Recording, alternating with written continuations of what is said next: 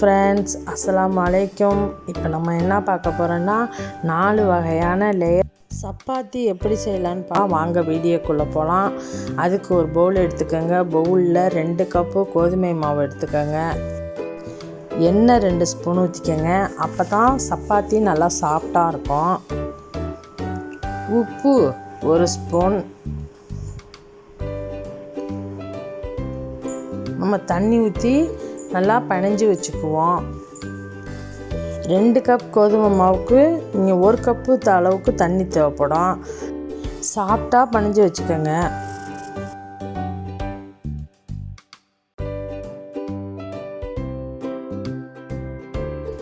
அப்படியே அரை மணி நேரம் ஊறட்டும்.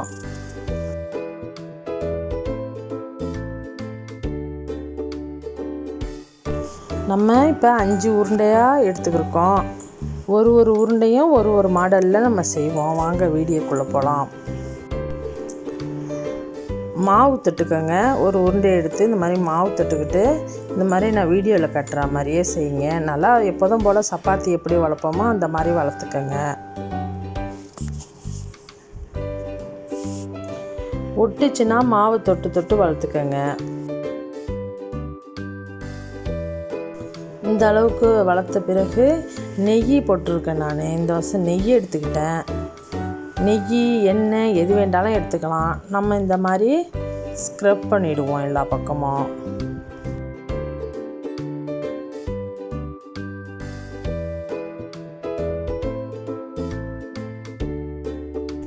கோதுமை மாவையே கொஞ்சோண்டு தூவுங்க. அப்போ தான் லேயர் நமக்கு நல்லா வரும்.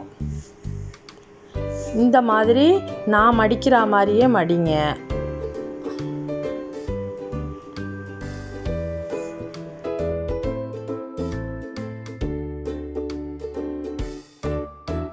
பார்த்தீங்களா எவ்வளோ நல்லா அடுக்கடுக்காக வந்திருக்கு.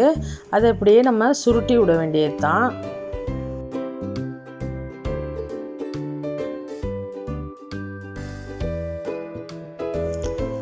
இப்போ ஒன்று ரெடி பண்ணிட்டோம். வாங்க இன்னொரு மாடல் எப்படி பண்ணுறதுன்னு பார்க்கலாம்.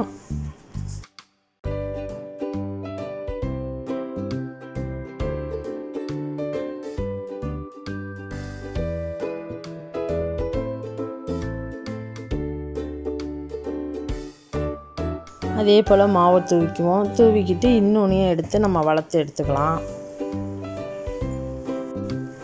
கத்தி எடுத்துக்கோங்க. கத்தி எடுத்துக்கிட்டு இந்த மாதிரி சப்பாத்திக்கு நடுப்பற ஒரு கோடு மாதிரி ஒன்று போட்டுக்கோங்க. எப்படி நம்ம கடையிலலாம் பொட்டணம் அடிப்போம் அதே மாதிரி சுற்றி கொண்டுக்கிட்டு வாங்க. நமக்கு ஒரு அழகான அடுக்கு லேயர் வரும்.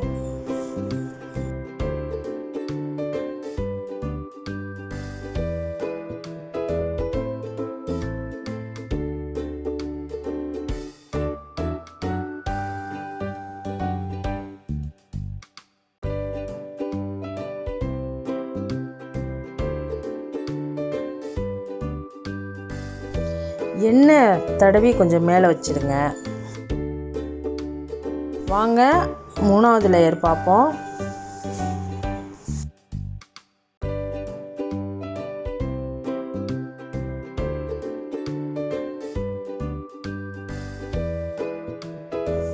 இதில் வளர்த்த பிறகு நெய் தடவிக்கங்க.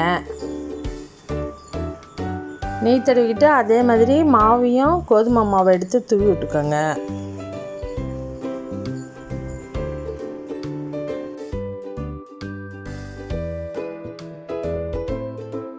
தூவிட்ட பிறகு இந்த பீஸா கட்டர் இருக்குல்ல அதை எடுத்து இந்த மாதிரி கோடு போட்டுக்கலாம். பீஸா கட்டர் இல்லாட்டி ஒரு கத்தியை வச்சு கூட நம்ம இந்த மாதிரி கோடு போட்டுக்கலாம்.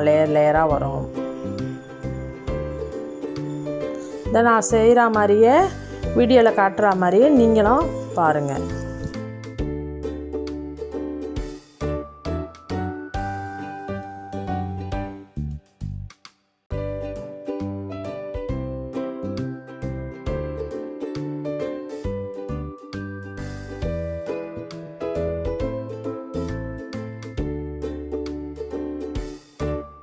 இதான் ரெடி ஆகிடுச்சு. வாங்க இப்போ நம்ம 4வது லேயர் பார்த்துருவோம். இது 4ஆக மடக்கி பண்ணுற மாதிரி தான் நம்ம இப்போ பார்க்க போகிறோம். நல்லா வீடியோவை பாருங்கள்.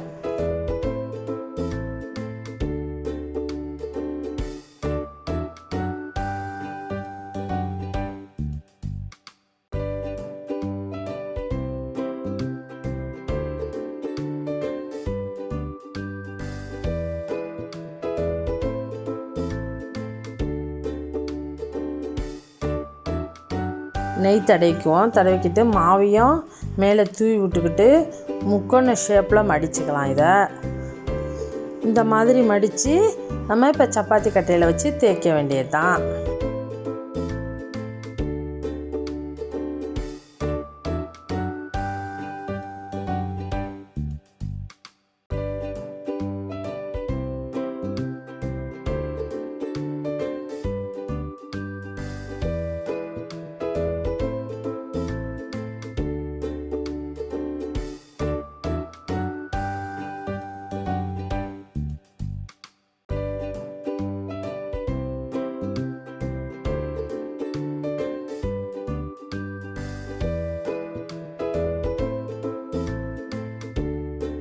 வாங்க இப்போ நம்ம சப்பாத்தியை சுட்டு வச்சுடுவோம்.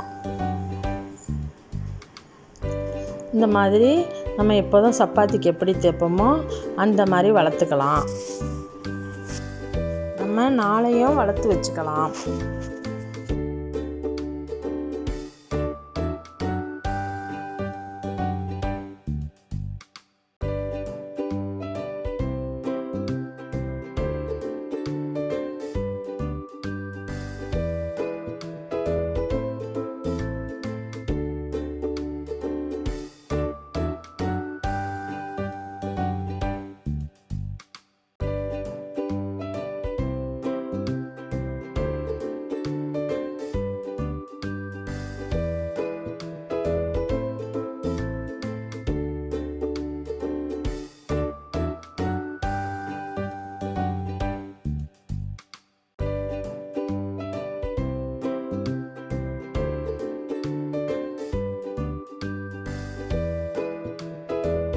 பாருங்கள், இப்போ எல்லாத்தையும் நம்ம வளர்த்து ரெடி பண்ணி வச்சுக்கிட்டோம். இப்போ அடுப்பில் ஒரு பேனை வச்சு அது சூடு வந்தோன்னா ஒரு சப்பாத்தியாக நம்ம சுட்டு எடுத்துக்கலாம்.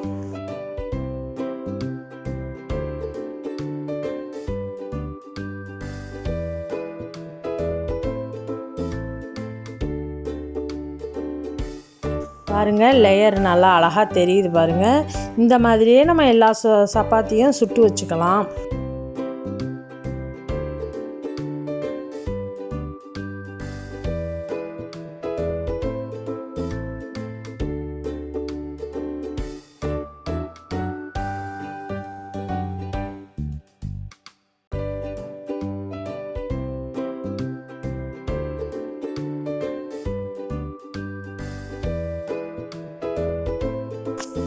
பாருங்கள், எல்லாமே நம்ம சுட்டு எடுத்தாச்சு.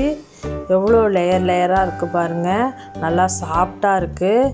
நம்ம சப்பாத்தி செய்கிறதோட இந்த மாதிரி செஞ்சு கொடுத்தா எல்லோரும் விரும்பி சாப்பிடுவாங்க. நீங்களும் இந்த மாதிரி செஞ்சு பாருங்கள். செஞ்சு பார்த்துட்டு இந்த வீடியோ எப்படி இருக்குன்ட்டு பிடிச்சிருந்தா கமெண்டில் சொல்லுங்கள்.